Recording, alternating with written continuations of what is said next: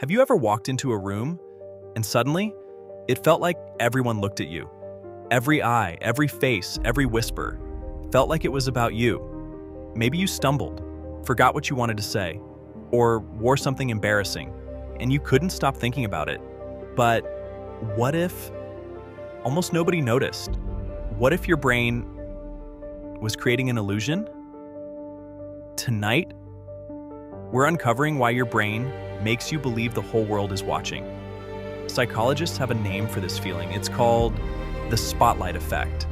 Your brain makes you feel like you're standing on a stage, as if everyone is paying attention. But in reality, most people are thinking about themselves, just like you are. Think about the last stranger you saw. Can you remember what they were wearing? Probably not, because your brain was busy with something else. The same thing is true for everyone around you. They have their own worries, their own fears, their own goals, their own lives. You're the center of your world, just as everyone else is the center of theirs. And that's why the spotlight exists mostly inside your own mind. Think about your most embarrassing moment. You probably remember every detail. The place, the people, even the feeling. Now ask yourself something. How many embarrassing moments do you remember about other people? Probably very few, because you're busy living your own life, just like everyone else is. Your mistakes feel bigger, because your brain keeps replaying them again and again, while everyone else has already forgotten. The spotlight never really followed you, it stayed inside your own mind, and that's what makes embarrassment feel so powerful. For some people, the spotlight feels even brighter. Every glance feels personal, every laugh feels directed at you, even when it isn't. Your brain is trying to protect you. It watches for signs of rejection because belonging has always mattered. For thousands of years, being accepted helped people survive. Being isolated could be dangerous. Your brain still remembers that instinct, even though the world has changed.